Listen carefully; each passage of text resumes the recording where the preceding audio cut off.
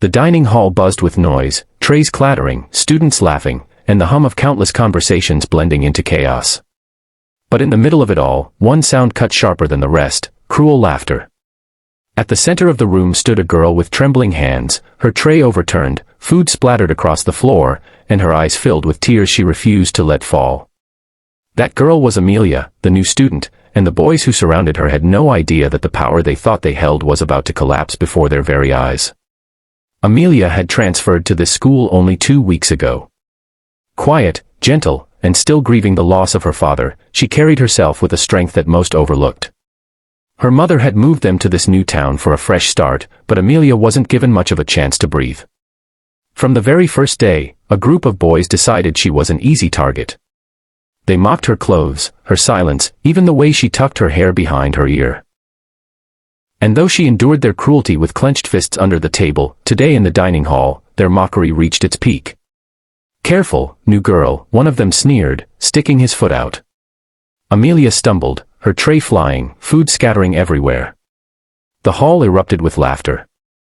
"Guess you're good for something after all, entertainment," another boy added, slapping his friend's back. Their voices rang through the room, louder than the silence of those who watched but did nothing. Amelia's face burned, her throat tight, but she refused to cry. She bent down quietly to pick up the pieces, each movement heavy with humiliation. Then something shifted. From the far end of the hall, a voice rang out. Calm, steady, and filled with authority: "Enough." The laughter cut off instantly, confusion rippling across the crowd. The voice belonged to Daniel, a senior who rarely spoke but was respected by everyone. He walked forward, his eyes locked on the boys. The air seemed to thicken as he approached, and for the first time, the group of bullies faltered. Daniel didn't shout, didn't raise a hand. He simply bent down, picked up Amelia's tray, and handed it back to her. Then he looked at the boys, really looked at them, and asked, "Does this make you feel strong? Humiliating someone who hasn't even had a chance to find her place here? Is this what you call courage?" The hall went quiet. Students who had been laughing moments ago now shifted uncomfortably in their seats. The boys, who had thrived on an audience, suddenly found themselves exposed. One of them opened his mouth to retort, but Daniel cut him off. "I've seen people like you before. You prey on silence. You think kindness is weakness. But let me tell you something, one day, you'll wish you had her strength." Amelia stood frozen, tray in her hands, unsure whether to run or to stay. Daniel turned to her, his tone softening. "You don't owe them your silence. You don't owe anyone your shame." For the first time, the sound of laughter can cut deeper than any knife.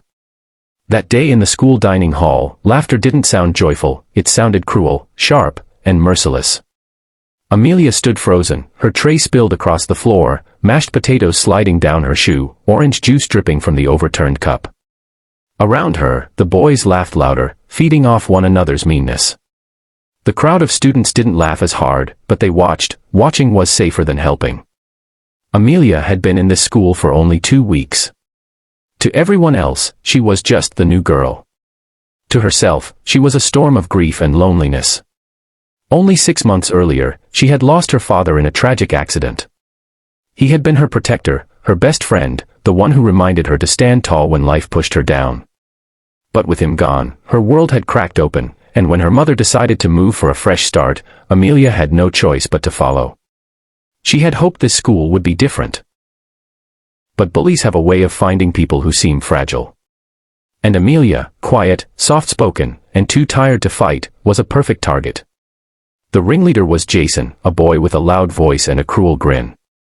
His friends followed his lead, partly out of fear, partly out of their own hunger for attention. When Amelia stumbled that day, Jason clapped his hands like he was watching a circus. "Look at that," he jeered. "Guess she doesn't even know how to walk in a straight line." His friend added, "Careful, new girl, don't trip over your own shadow." The boys erupted with laughter again. One kicked her fallen apple across the floor like a soccer ball. Another mimicked the way she bent down to clean up the mess, exaggerating her movements to make the others laugh harder. Amelia's face burned hot, but she kept her head down, her hair falling like a curtain to hide her tears. She told herself not to cry, not here, not in front of them. Crying would only give them more power. Still, her chest ached with humiliation, and she wanted nothing more than to disappear. And then, a voice cut through the noise. Enough. The laughter stopped instantly. It wasn't shouted, but the weight of that single word was enough to silence the entire hall. Amelia looked up, startled. The voice belonged to Daniel, a senior who sat at the far end of the room. Daniel wasn't loud or flashy. He wasn't the kind of person who usually got involved. But he was respected. Some said he had been through tough times himself, that he carried scars you couldn't see. Whatever the reason, when he spoke, people listened. Daniel stood, his chair scraping against the floor. He walked toward Amelia with calm, deliberate steps, his eyes fixed on Jason and his friends. The bullies shifted uncomfortably, their confidence slipping with every step he took. He bent down, picked up Amelia's tray, and handed it back to her.